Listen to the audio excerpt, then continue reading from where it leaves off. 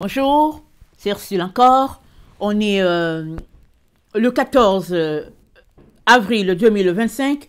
Alors je viens sonner la trompette aujourd'hui encore et je viens proclamer le retour de notre Seigneur Jésus-Christ. Amen. Alléluia, soyons tous bénis, soyons remplis de sa joie et de la présence de notre Seigneur. Amen. Alors, je viens déjà vous dire que je vais mettre un lien en dessous de cette vidéo aussi. C'est le lien d'une nouvelle chaîne que j'ai commencée, Vie et Miséricorde. Alors, le Seigneur m'a demandé de commencer cette nouvelle chaîne parce que, bon, il y a plein de personnes, de nouvelles personnes qui sont en train de cheminer, n'est-ce pas, dans leur marche avec le Seigneur, dont il m'a demandé de commencer ça. Et bon, j'ai travaillé ces derniers temps à cela et j'ai mis des vidéos, c'est 2 vidéos. Et comme c'est nouveau, je n'arrivais pas à loger, n'est-ce pas, des vidéos plus grosses que 15 minutes. Alors bon, j'ai fait comme j'ai pu. Alors je viens, n'est-ce pas, inviter toute personne qui connaît des personnes que cela pourrait intéresser, à leur donner le lien de vie, n'est-ce pas, et miséricorde. Amen, la vie de notre Dieu, sa miséricorde envers nous. Amen. Donc voilà, ça c'est le message que j'avais. Et je viens, n'est-ce pas, parler aujourd'hui de l'amour du Père. Amen. Et on va regarder, n'est-ce pas, un texte dans Apocalypse 1, le verset 19, qui nous présente l'amour du Père.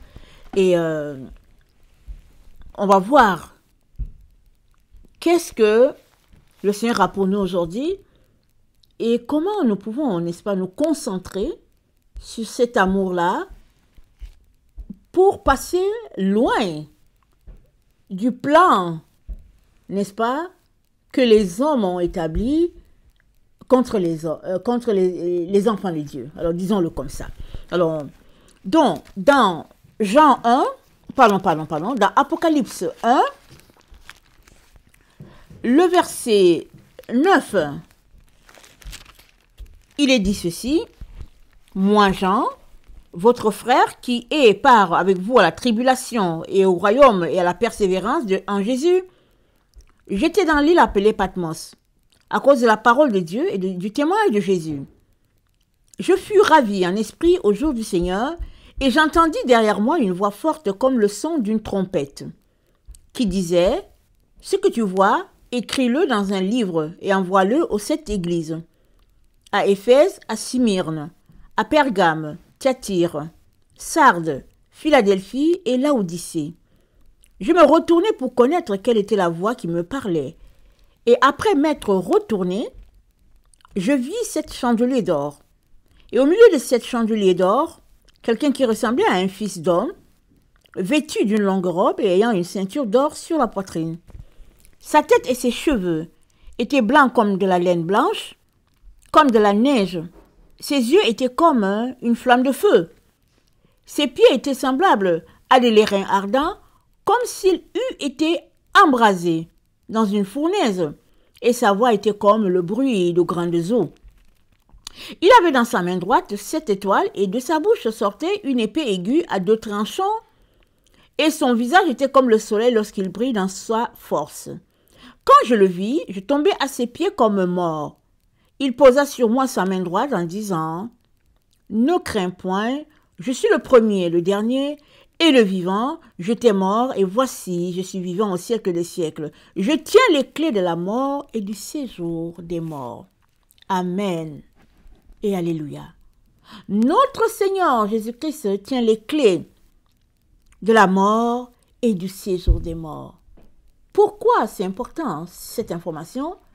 C'est que désormais, la mort n'a plus d'entrain sur nous, elle n'a plus de force sur nous, elle n'a plus de pouvoir sur nous. Si tu marches dans le Seigneur, n'est-ce pas, et qu'il arrivait que tu meurs, en réalité, tu serais juste comme quelqu'un qui dort parce que tu te retrouverais de l'autre côté dans la présence de Dieu, dans la lumière, n'est-ce pas, infinie. Alors, cette information est importante Parce que c'est à cause de la mort que nous avons été séparés de Dieu. Amen.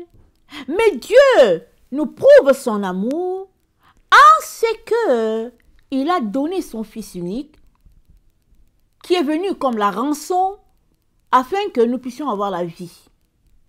Donc en donnant sa vie, c'est-à-dire en mourant, en acceptant de passer par les souffrances par lesquelles les hommes l'ont fait passer, Jésus-Christ a fait un échange.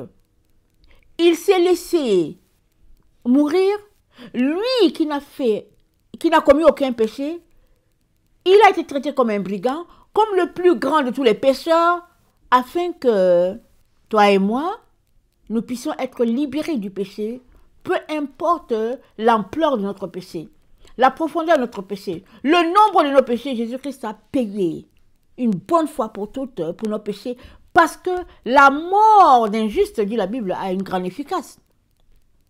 À combien plus forte raison la mort de Dieu lui-même. Amen. À combien plus forte raison la mort de notre Dieu. Donc Dieu est venu sur cette terre, il est venu mourir pour toi et moi, afin que nous ayons la vie. Et la Bible nous dit, alors que nous étions encore des pécheurs, alors que nous n'avions pas conscience de ce qui se passe, alors que nous ne savons même pas s'il y avait un espoir quelconque pour nous, Jésus-Christ était déjà mort. Amen. Il était déjà mort. Pour toi et moi. De telle sorte que, dès que tu l'acceptes, tu tombes en plein dans le plan parfait de Dieu, c'est-à-dire tu deviens enfant de Dieu. Tu n'as pas mérité ça. Tu n'as pas travaillé pour être enfant de Dieu. Jésus-Christ a payé et puis il te donne le cadeau. Et puis c'est tout. Amen. Alors, la Bible nous dit dans Jean 15, le verset 13, « Il n'y a pas de plus grand amour que de donner sa vie pour ses amis, pour les siens. » Donc, Jésus-Christ prouve son amour pour nous en nous pointant le Golgotha. Amen. Tu doutes de l'amour de Dieu pour toi? Regarde à Golgotha.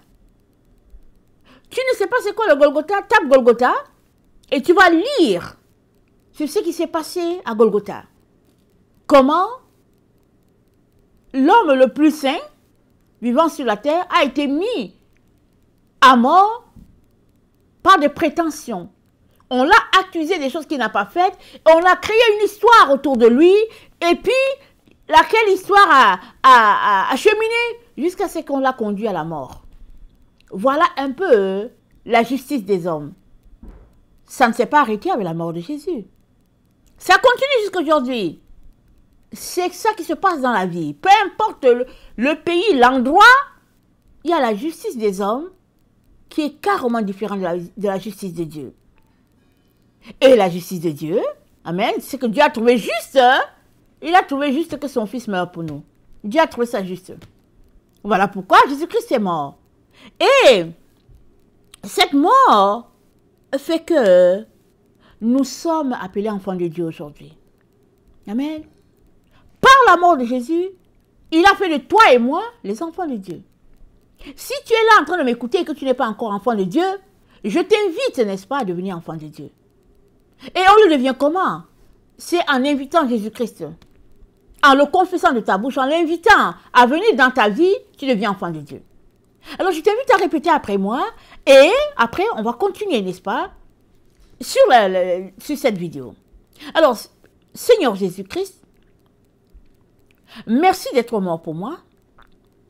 Merci d'avoir payé de ta vie pour que moi, j'ai la vie.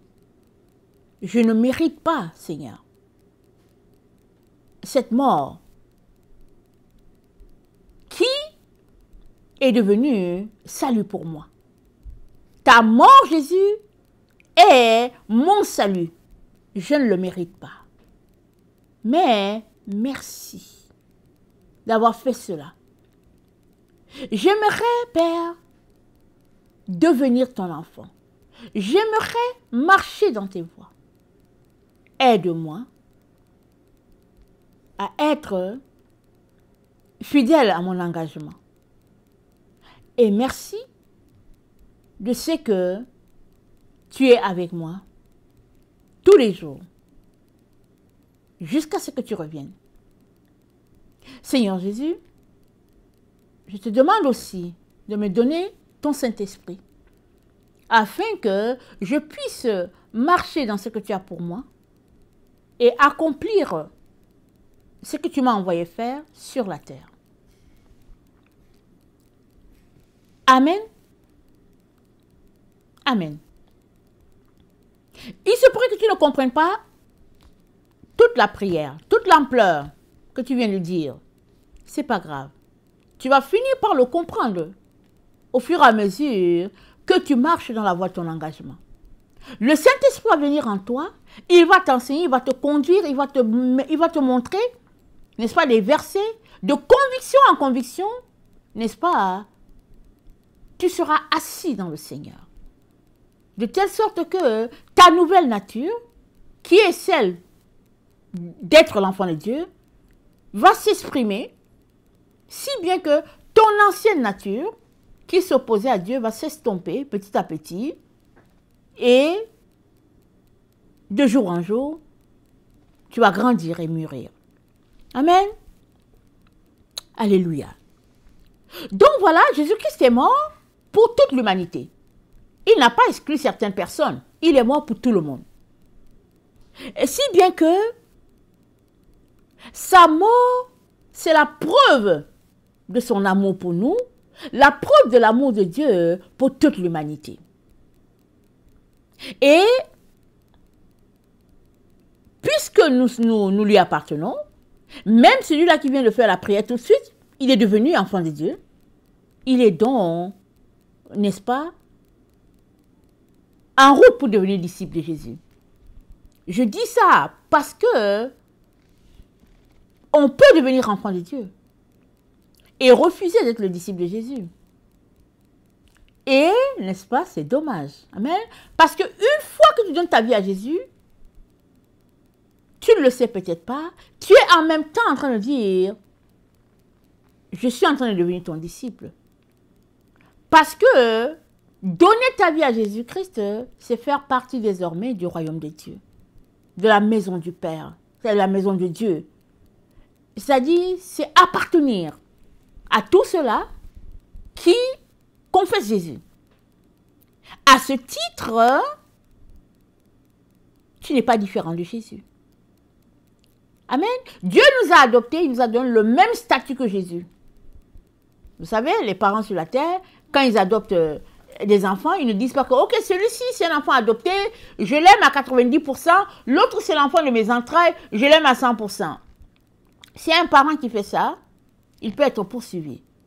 Parce qu'un parent est appelé à aimer les enfants au même niveau, au même degré, parce que personne ne l'a forcé à aller adopter. Il a choisi d'adopter l'enfant, donc il est appelé à aimer l'enfant. Amen. Au même titre que s'il a des enfants biologiques. Alors, ayant ce statut d'enfant de Dieu, comme le statut de Jésus, n'est-ce pas? On est appelé à refléter, n'est-ce pas, ce que Jésus-Christ aussi a reflété. Parce que dans Matthieu, dans Matthieu 10, le verset 24, voilà ce qui est dit. Matthieu 10, le verset 24, il est dit, le disciple n'est pas plus que le maître, ni le serviteur plus que son Seigneur. Amen. Il suffit au disciple d'être traité comme son maître, au serviteur comme son Seigneur. Si l'on appelait le maître de la maison Belzébul, à combien plus forte raison appelleront-ils ainsi les gens de sa maison? Ils ont appelé le maître de la maison Belzébul. C'est qui le maître de la maison? Jésus-Christ. Jésus-Christ, le maître de la maison, a été appelé par les leaders religieux du nom du diable. C'est ça qu'ils ont fait.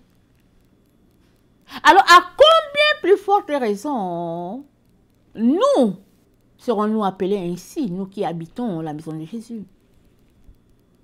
Question de dire que Jésus-Christ a rassemblé n'est-ce pas? Autour de lui, tu es aussi appelé à rassembler, là où tu te trouves. Tu es appelé, n'est-ce pas, à révéler Christ tout autour de toi. Et si tu le fais, qu'est-ce que cela représente? Cela représente l'amour du Père. Tous ceux-là qui ont donné leur vie à Jésus-Christ, n'est-ce pas, sont remplis de cet amour-là d'aller chercher les autres pour le Seigneur. C'est l'amour du Père qui nous presse. Une fois que tu as Jésus, tu vas aussi le donner aux autres. Ça, c'est la flamme de l'Esprit qui fait ça. Et l'Esprit Saint donne ça à tout le monde. Tous ceux-là qui ont donné leur vie à Jésus, le Saint-Esprit est là en toi, n'est-ce pas, t'aidant à aller chercher les autres afin de les amener dans la maison du Père, là où leur vie est en sécurité. Amen. C'est ça que nous sommes appelés à faire. Donc, tous les enfants de Dieu, peu importe l'endroit où ils se trouvent, qui se trouvent en Europe, en Amérique, en Afrique, en Asie, Océanie, peu importe, une fois qu'un enfant de Dieu est quelque part, il est enflammé, n'est-ce pas, par ce désir-là d'aller chercher les autres, s'il est rempli de l'Esprit de Dieu. Et si tu n'es pas enflammé pour le Père, là où tu es, le Seigneur est capable de te donner cette flamme-là. Amen. Et si tu avais une fois la flamme et que la flamme est partie, le Seigneur est prêt à te donner ça encore la flamme. Voilà pourquoi le Saint-Esprit est là. Parce que le Saint-Esprit prend les choses du Père et puis nous les apporte. Voilà pourquoi nous sommes encouragés par notre Seigneur à demander. Il dit, méchants comme vous l'êtes, si vous savez donner de bonnes choses à vos enfants, combien le Père donnera-t-il le Saint-Esprit à ceux-là qui le lui demandent? Ça, c'est le verset sur lequel j'étais tombée, n'est-ce pas, quand j'étais jeune étudiante. Je suis tombée sur ce verset il y a longtemps, il y a des années, n'est-ce pas? Et puis, je lisais, parce que j'avais quitté ma famille, j'étais là, et puis souvent on quitte, et puis on s'ennuie, là, il n'y a plus tellement de choses, et puis je lisais ma Bible, et puis je suis tombée sur ce verset-là, qui dit que si les parents de cette terre, qui sont méchants, savent aimer leurs enfants au plus haut niveau, à combien plus forte raison le Père est-il tant amoureux de ses enfants? C'est ce verset-là que je me suis mise à prier, n'est-ce pas? Et je demandais en me basant sur ce verset, c'est là que j'avais reçu le baptême de l'Esprit. Parce que je venais de tomber sur quelque chose de concret qui me montrait bel et bien que non seulement je n'avais pas le baptême de l'Esprit, mais qui me prouvait que ce que Dieu voulait, c'était de donner ça à quiconque le demandait. Alors, je suis venue demander. Amen. Je suis venue demander parce que j'avais ce verset et puis je venais tout le temps pour dire, Père, voilà, c'est écrit. Amen. Alors, si un jeune ou bien une jeune que j'étais avait ce verset-là et le Seigneur m'a rempli, à combien plus forte raison veut-il encore me remplir aujourd'hui et aussi te remplir? Amen, parce que le Saint-Esprit ne vient pas une fois. Il vient plusieurs fois. Il te remplit, te remplit, te remplit selon la mission que Dieu a pour toi. Alors je viens encourager tout le monde, n'est-ce pas, à ne pas laisser passer cette vérité-là. Ce n'est pas une personne qui va te donner le Saint-Esprit. C'est le Saint-Esprit lui-même qui va se déverser en toi. Et ce verset de Luc 11, n'est-ce pas, qui dit, si méchant comme vous l'êtes, vous savez donner de bonnes choses à vos enfants, à combien plus forte raison le Père donnera-t-il le Saint-Esprit à ceux-là qui lui demandent? Ce verset-là est très pratique pour quiconque, n'est-ce pas, va aller devant Dieu. Je ne l'ai pas sous les yeux, mais je sais que c'est Luc 11, peut-être à partir du verset 9 ou bien du verset 10, je vous encourage à aller regarder ça. Amen. Vous allez, et puis de le citer aussi pour dire, Seigneur, voilà ce que tu as dit dans ta parole, j'aimerais que tu me baptises de ton esprit. Le Seigneur, vous serez étonné de ce qu'il va faire. Amen. Alors, on ne demande pas le Saint-Esprit pour s'enorgueillir, pour dire, ok, vous voyez quoi, moi j'ai le Saint-Esprit et puis on se pète les bretelles. Mais non, c'est pas pour ça qu'on demande le Saint-Esprit. On demande le Saint-Esprit parce que c'est l'Esprit de Dieu qui vient nous équiper pour l'œuvre de Dieu. Et le Père compte sur nous pour ramener la récolte à la maison. Amen. Alléluia. Alors, nous voici donc, dans ces temps, n'est-ce pas, annoncés longtemps à l'avance par les prophètes. Si on va dans Daniel Attendez, je regarde mes notes. Si on va dans Daniel 8, le verset 19, dans le B, voilà ce qui est écrit. Dans Daniel 8, le verset 19b, c'est dit, puis il me dit, je vais t'apprendre ce qui arrivera au terme de la colère, car il y a un temps marqué pour la fin. Amen. Il y a un temps marqué pour la fin. Et nous sommes dans les temps de la fin. Et ces temps de la fin ont commencé depuis que Jésus-Christ est venu sur la terre. Depuis cet intervalle de temps-là, jusqu'à nous sommes là, c'est le temps de la fin. Mais quel est le jour exact de la fin? On ne sait pas. Parce que, acte 1, le verset 6 nous le rappelle. Alors que les gens, les disciples, ont voulu savoir quel serait le mois de la fin, la période exacte et tout, Jésus-Christ leur a dit, on va aller dans acte 1, le verset 6, alors les apôtres réunis lui demandèrent, Seigneur, est-ce en ce temps que tu rétabliras le royaume d'Israël? Jésus leur répondit, ce n'est pas à vous de connaître les temps ou les moments que le Père a fixés de sa propre autorité. Mais vous recevrez une puissance, le Saint-Esprit survenant sur vous, et vous serez mes témoins à Jérusalem, dans toute la Judée, dans la Samarie et jusqu'aux extrémités de la terre. Après avoir dit cela, il fut élevé pendant qu'ils le regardaient, et une nuée le déroba à leurs yeux. Donc, il y en a qui ont voulu savoir quand ça serait exact, c'est-à-dire quel est le moment vraiment, Seigneur, de la fin. Et Jésus-Christ se dit, non, c'est pas à vous de savoir les temps de la fin. Ce que vous devez savoir, c'est d'être le témoin de Jésus à Jérusalem,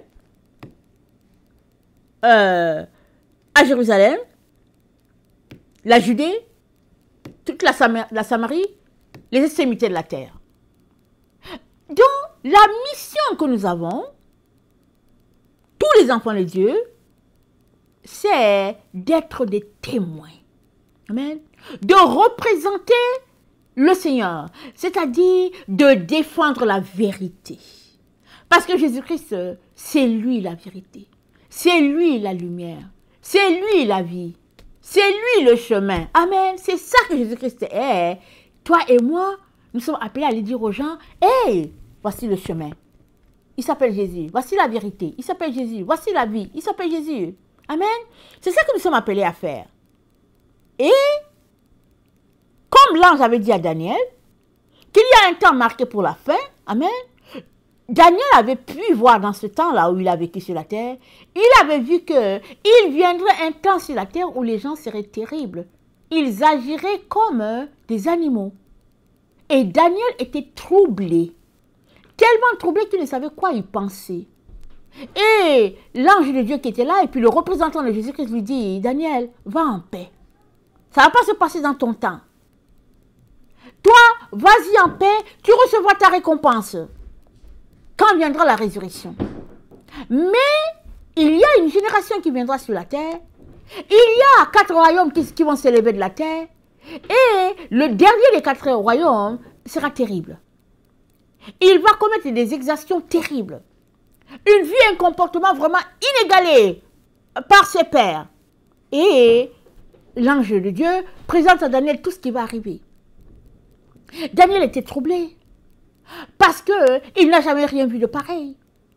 Dans son temps, le roi Nebuchadnezzar, quand il est devenu comme un animal, il a été écarté. Il a été envoyé vivre avec les animaux. Pendant 7 ans, il est resté là-bas, loin des humains. Mais, dans cette époque que Dieu montrait à Daniel, c'est-à-dire l'époque de la fin, les gens étaient comme des animaux et ils régnaient. Il régnait sur le peuple. Parce que regardons, si on retourne voir les prophéties de Daniel, on va voir que Daniel a vu quelque chose vraiment de terrible. Amen. Je vais partager les royaumes que Daniel a vus. Il a vu 4 royaumes. Et puis c'était représenté par 4 animaux. Alors, Daniel 7 nous dit,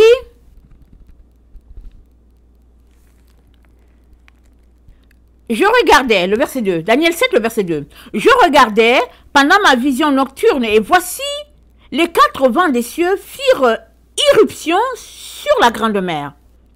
Et 4 grands animaux sortirent de la mer, différents l'un de l'autre. Le premier était semblable à un lion, il avait des ailes d'aigle. Je regardais jusqu'au moment où ses ailes furent arrachées, il fut enlevé de terre et mis debout sur ses pieds comme un homme et un cœur d'homme lui fut donné. Amen. Et ce premier royaume, il s'agit du premier, le royaume de Nebuchadnezzar. Et nous savons que le roi Nebuchadnezzar était un roi puissant sur la terre.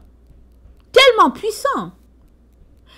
Et il était d'une arrogance extraordinaire. Il se considérait Dieu. Il demandait aux gens de l'adorer comme Dieu. Et nous savons que les fils de Juda ne l'ont pas fait. Daniel ne l'a pas fait. Et puis Shadrach, Meshach et Abednego, ils n'ont pas adoré ces rois, n'est-ce pas, perses qui étaient là, le roi de Babylone. Et cela leur a valu, n'est-ce pas, d'être jetés dans la fosse pour Daniel et puis dans le feu pour les autres. Mais le Dieu vivant a triomphé. Ils sont sortis vivants de là. Amen. Et nous savons que par l'intermédiaire des Israélites vivant au palais, le roi Nebuchadnezzar a eu la connaissance du vrai Dieu. C'est là que c'est dit qu'un cœur d'homme lui a été donné. Mais quand il se comportait comme un animal, n'est-ce pas, il a été chassé par même les habitants de Babylone, c'est-à-dire les gens qui travaillent dans la cour, ils l'ont pris, ils l'ont mis parmi les animaux. Parce qu'ils ont dit non, un animal ne va pas régner sur nous. Amen. Et 7 ans après, la raison lui revint et c'est le roi lui-même qui témoigne de ce qui s'est passé dans sa vie. Le roi Nebuchadnezzar témoigne.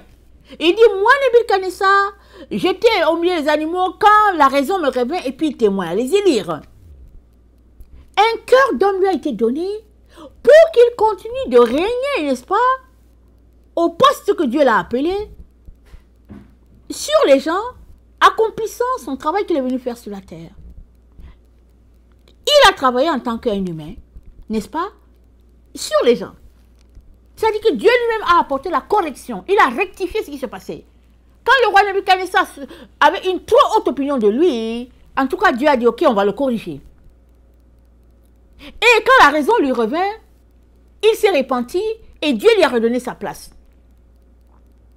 Mais, pour le 4e royaume, ce royaume-là que Daniel a vu, qu'il a bouleversé tellement, Daniel a vu que les rois qui étaient là, ils étaient du type des animaux. Et ils cherchaient à régner, ils régnaient sur les gens, ils abusaient des enfants de Dieu, et même, ils étaient sur le point, n'est-ce pas, de prendre un règne total sur toute la terre. Quand Daniel a vu ça, il était troublé. Et qu'est-ce qu'il a vu? Il a vu que la même situation qui est arrivée au temps de Nebuchadnezzar, c'est encore passé, mais à un niveau plus supérieur. C'est-à-dire, Jésus-Christ est venu régner. Parce qu'il dit, j'ai vu quelqu'un qui venait sur les nuées et on sait que tout ça, ça correspond à Jésus. Jésus-Christ est venu, n'est-ce pas? Lui, Dieu, qui s'est fait passer pour homme, est venu pour régler cette situation-là où des hommes devenus des animaux étaient sur le point, n'est-ce pas, de prendre le contrôle de tout ce que Dieu avait fait. C'est ça que Daniel avait vu. Alors, on est dans ce temps-là. Amen. On est dans ce temps. Et c'est pour cela que Dieu nous parle de son amour.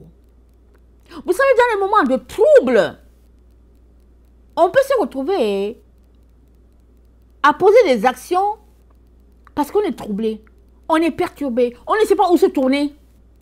Voilà pourquoi Dieu nous dit aujourd'hui, tournez-vous vers moi, afin que vous ayez la paix, la sécurité de l'âme, la tranquillité de l'esprit, tournez-vous vers moi, l'Éternel. C'est ça que, pardon, Dieu est en train de nous dire. C'est pourquoi il a donné une vision à Jean. La vision de Jean, l'Apocalypse de Jean, c'est un apocalypse d'amour. Amen. Jean parle d'amour. L'amour de Dieu au milieu de tout ce brouhaha qui se passe sur la terre. L'apôtre Jean nous parle de l'amour de Dieu. Comment Dieu a sauvé l'humanité par son Fils et comment aujourd'hui encore, tout ce qu'il veut, c'est sauver tout un chacun. Voilà ce qui est écrit dans Apocalypse 7. N'est-ce pas? Au verset 9, c'est dit, après cela, je regardais et voici, il y avait une grande foule que personne ne pouvait compter. De toute nation, toute tribu, tout peuple, toute langue, ils se tenaient devant le trône et devant l'agneau, revêtus de robes blanches et des palmes dans leurs mains, et ils criaient d'une voix forte en disant, le salut à notre Dieu qui est assis sur le trône et à l'agneau et à tous les anges, et tous les anges se tenaient devant le trône, et les vieillards et les 4 êtres vivants, ils se prosternèrent sur leur face devant le trône et ils adorèrent Dieu en disant, Amen. La louange, la gloire, la sagesse, l'action de grâce, l'honneur, la puissance, la force soit à notre Dieu au siècle des siècles. Amen. C'est dit quoi? Au verset 9, il dit une foule que personne ne pouvait compter. Que personne ne pouvait compter. De toute nation, toute tribu, tout peuple, toute langue. Jésus a sauvé toute l'humanité. Voici le miracle de Dieu. Et le Seigneur n'aimerait pas que tu passes à côté de cela. Il n'aimerait pas. Donc avant que les périodes de tracas, de troubles, de perturbations viennent dans ta vie, n'est-ce pas? Le Seigneur te dit, viens à moi Jésus, viens mettre ta vie en sécurité. Donne ta vie à Jésus. Ce n'est pas un message pour te faire peur ou ça, non. Jésus-Christ est là pour sauver l'humanité. Donc, ce message, n'est-ce pas, où il t'appelle de lui donner sa vie, c'est la raison pour laquelle il est mort. Amen. La raison pour laquelle il est mort, c'est pour que toi, tu aies la vie de Dieu. Lui, il sait tout ce qui arrive sur la terre. Il sait quand est-ce que le temps que Daniel a vu va se réaliser sur la terre. C'est dit le temps de la fin. Et nous venons de lire, Dieu dit, c'est pas à nous de savoir exactement quel est le jour que ça va arriver. Il dit, c'est pas à nous. Nous, notre part, c'est de donner notre vie à Jésus. Et si on a donné notre vie à Jésus, notre part, c'est d'aider les autres qui ne connaissent pas Jésus à leur dire, venez mettre votre vie en sécurité. Parce qu'il y aura un abri. Amen. Il y aura un abri contre la tempête. Il y aura un abri contre le vent. Il y aura un abri contre la pluie. Il y aura un abri contre le soleil. Donc le Seigneur nous appelle à dire, venez mettre votre vie en sécurité. Amen. C'est dit quoi? Apocalypse 7, le verset 15, c'est dit, c'est pour cela qu'ils sont devant le trône de Dieu et le servent jour et nuit dans son temple. Celui qui est assis sur le trône dressera sa tente sur eux. Alléluia. Jésus-Christ dresse sa tente sur toi. Amen. Il te demande de ne pas rester en dehors de sa tente. Il te demande de venir entrer sur sa tente. Là, tu seras protégé. Amen. C'est ça qu'il te dit de faire. Parce que, dans le temps où nous sommes, ce que Daniel a vu va se réaliser. Et qu'est-ce que Daniel a vu? Il a vu que des hommes étaient là pour maltraiter les autres. Une maltraitance sans pareil. Apocalypse, on va regarder. Une maltraitance sans pareil. Alors,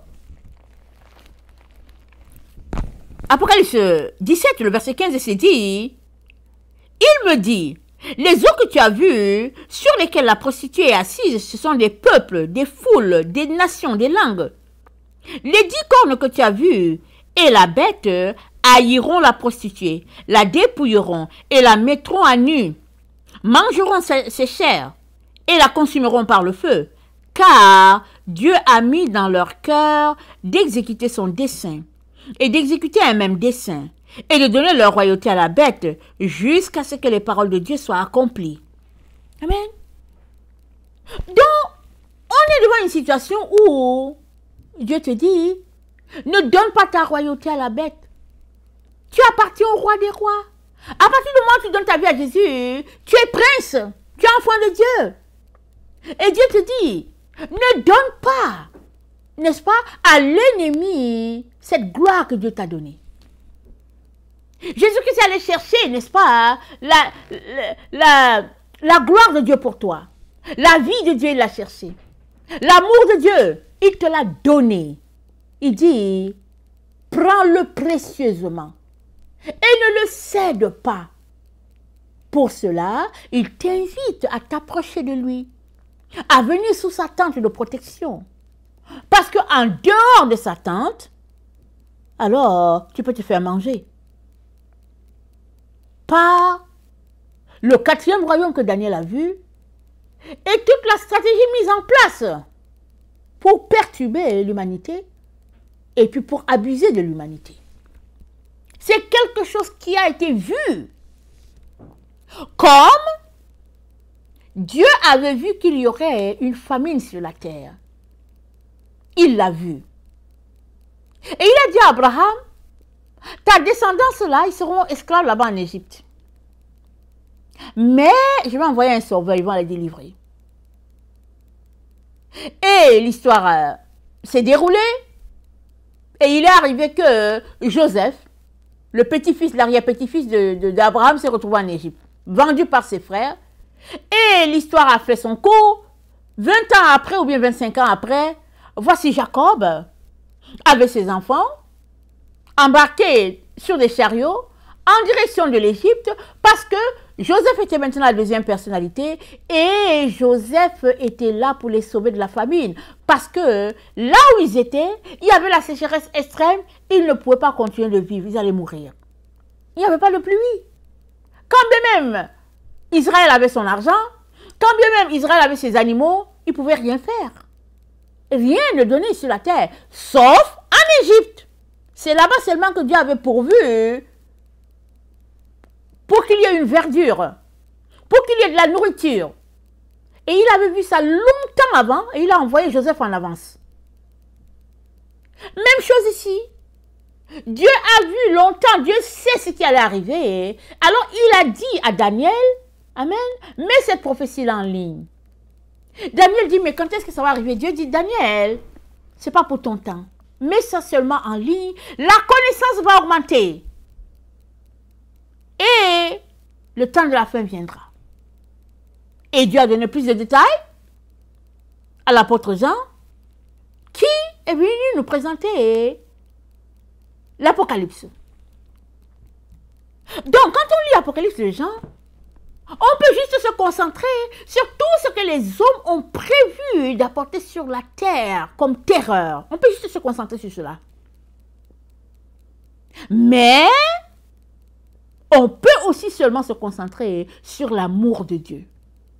Donc, Apocalypse, quand tu le lis, tu peux être pris par la terreur de l'Apocalypse. Tu peux être pris là-dedans. Mais au fait, ce que Dieu aimerait que tu regardes, ce n'est pas la terreur de l'Apocalypse, c'est l'amour de Dieu manifesté à l'être humain, malgré ce que l'ennemi a prévu d'apporter sur la terre. L'amour de Dieu est palpable et visible là. Amen. C'est ça qu'Apocalypse nous présente. Et c'est ça que Dieu aimerait que tu saisisses. Parce que dans Apocalypse 1,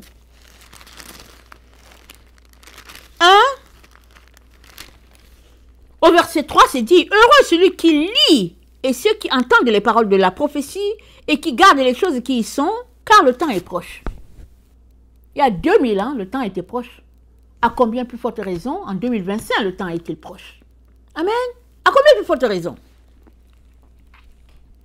Et Dieu aimerait que tu te déconnectes de la voie du mal, la voie de la distraction, pour ne pas être emporté par le projet des hommes qui ne craignent pas Dieu, des hommes qui n'ont pas une relation avec Dieu. Dieu aimerait que tu te déconnectes de cette voie-là.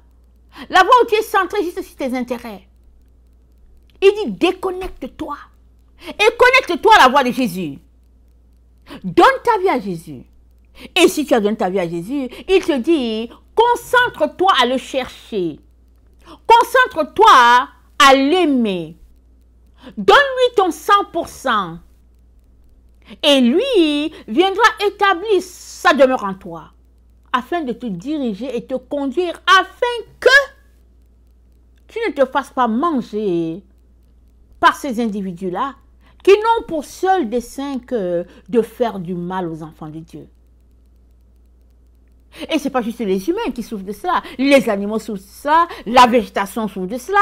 C'est-à-dire, vous voyez, on parle de couche d'ozone, on parle de pollution, c'est-à-dire que toute la création de Dieu est un risque de péril. C'est ça. Mais Dieu dit, ok, c'est ça que les hommes ont pensé de faire. Il dit, mais moi, Dieu, j'ai une solution. Mon fils Jésus-Christ est mort pour toi. Donne-lui ta vie. Et tout va revivre. Tout sera régénéré. Pourquoi? Parce que, après tout, Dieu est le capitaine sur son bateau. C'est Dieu qui conduit la terre. C'est Dieu qui conduit l'humanité. C'est Dieu qui conduit ce monde qu'il a créé. Trône, dignité, tout ça, c'est Dieu qui est au-dessus de tout. Même si l'ennemi veut faire croire que c'est lui qui gère, au fait, il ne gère rien. C'est Dieu qui est au contrôle de tout.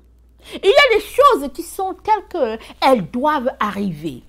Voilà pourquoi l'exemple de la famine en Égypte est bien approprié. Ce que Dieu pouvait faire pour Israël, Dieu l'a fait. Il a dit, il s'est organisé, Dieu s'est organisé pour envoyer Joseph en Égypte. Malgré la souffrance de Joseph en prison, malgré la souffrance de Jacob qui pensait que son fils était mort, Dieu ne s'est pas occupé de ça. Lui, il avait un seul but. Il aimait Israël et il voulait sauver Israël et toute sa descendance, dont il a laissé les intrigues dans la famille, n'est-ce pas, faire leur chemin, parce qu'il savait le jour où il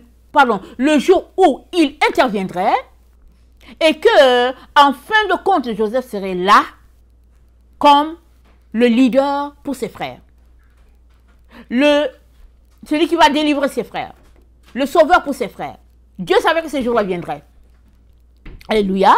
Et ce jour-là est venu.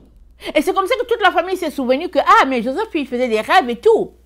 Finalement, c'était Joseph, notre sauveur. Oh, Joseph, Joseph. Mais quand Joseph était petit, qu'il leur parlait de ses rêves, tout le monde était contre lui. Et puis ils ont dit, ok, lui là, on va le vendre, on va le tuer, on va le vendre et puis on aura la paix. En ce temps, il ne comprenait pas. À la fin, ce que Dieu a dit, c'est ça qui est arrivé. C'est ça qui s'est réalisé. Donc, c'est la même chose qui est en train de se passer ici. Dieu te dit, on est dans le temps de la fin. Ce n'est pas à toi de savoir quel est le jour où ça va venir. Mais ce qu'il aimerait pour toi, c'est que tu mettes ta vie en sécurité, en donnant ta vie à Jésus. Et si tu l'as donné, c'est à marcher par le Saint-Esprit, laissant de côté toutes les distractions de ce monde, te concentrant, n'est-ce pas, à chercher ton Jésus et à acquérir la paix qui vient de lui et de lui seul. Parce que ce qui arrive, n'est-ce pas, sur cette terre, quoique ça soit perturbant, pour l'enfant de Dieu, ce n'est que paix, tranquillité et restauration. Parce que c'est dit que la terre sera remplie de la connaissance de Dieu, comme le fond de la mer. C'est dit que Jésus-Christ va régner sur la terre, n'est-ce pas? Et que la terre va connaître un gouvernement du type de Jésus sur la terre. Quand est-ce que ça va arriver? On ne sait pas. Alors qu'on est dans les temps de la fin, et ce temps de la fin qui a commencé depuis 2000 ans, depuis que Jésus-Christ est venu sur la terre, alors qu'on est dans ce temps-là, Dieu te dit, donne-moi ta vie. Donne-moi ta vie. Concentre-toi à connaître mes voies. Et je serai un rempart pour toi. Je serai ton défenseur. Je serai ton abri, ta tente. De telle sorte que l'ennemi ne va pas venir te dérober. Amen. L'ennemi ne va pas venir. Il va juste se tenir très loin. Parce que ça, c'est déjà écrit. C'est déjà établi. Ça fait partie des choses qui vont arriver. Quand quelque chose doit arriver, ça va arriver. Mais Dieu pourvoit toujours d'un chemin pour que son enfant ne tombe pas dans la fosse. La famine devait arriver sur toute la terre, c'est arrivé. Mais Dieu a pourvu d'un chemin pour Israël. Il a prévu le chemin pour Israël. Personne ne savait comment il allait le faire. Jacob pensait même qu'il allait bientôt mourir. Mais à la place, voici des chariots qui sont venus à s'arrêter devant sa porte pour lui dire, papa, Joseph vit encore et c'est lui qui a envoyé ces choses-là, la nourriture en abondance, et puis il a envoyé ces chariots pour que tu viennes avec tous les animaux et puis on va aller vivre en Égypte. On va changer de localité, papa. On va aller à l'endroit là où il y a la verdure. Dieu avait prévu cela. Et si nous connaissons l'histoire d'Israël, ça ne s'est pas arrêté là.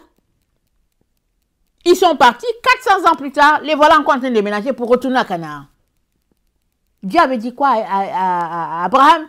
Il a dit, quand le péché de ce peuple sera à son comble, alors ils seront exterminés et Israël va prendre l'endroit. Amen. Dieu a prévu des choses qui vont arriver sur cette terre. Pourquoi les choses vont-elles arriver? C'est Dieu, c'est dans son plan. C'est établi, ce seront des hiérarchies. Il y a des choses qu'on ne peut pas contrôler, qu'on ne peut pas forcément comprendre. Tout est dans le domaine de Dieu. Dieu sait ce qui se passe.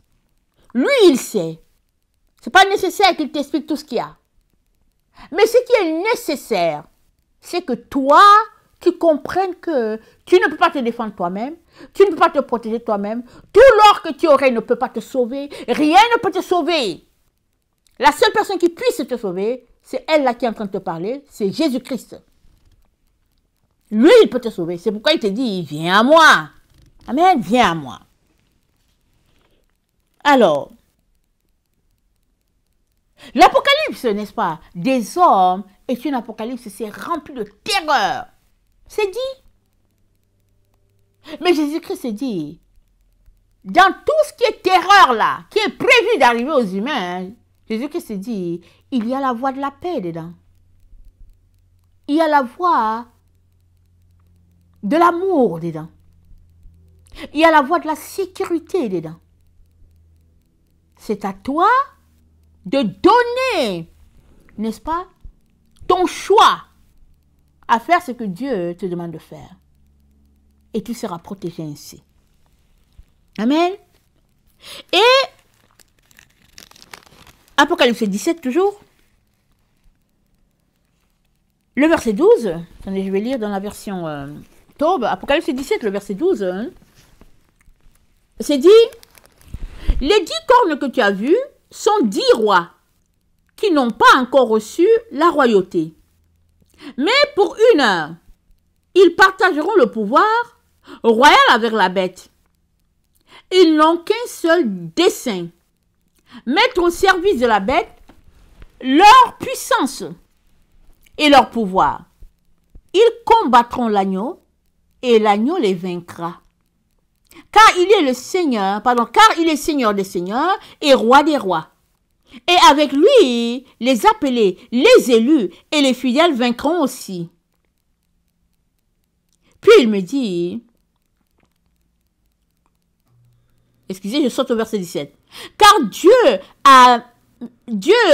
leur a mis au cœur de réaliser son dessein. Un même dessein. Mettre leur royauté au service de la bête jusqu'à l'accomplissement des paroles de Dieu.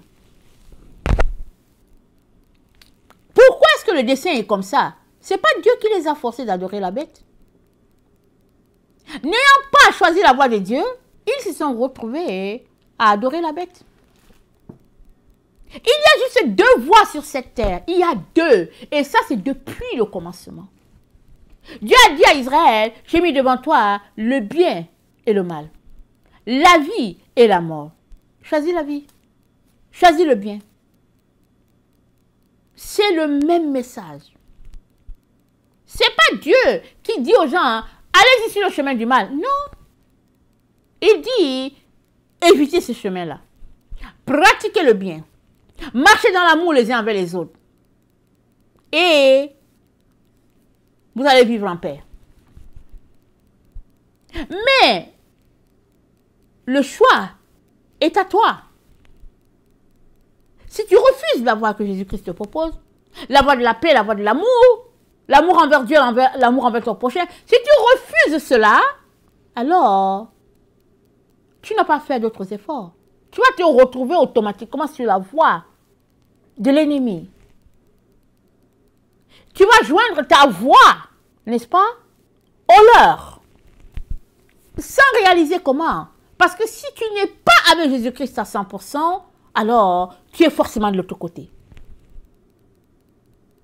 Si tu n'es pas avec Jésus-Christ, je répète à 100%, tu es forcément de l'autre côté. Alors, donne ta vie à Jésus-Christ à 100%, c'est-à-dire entièrement. Ne retiens pas.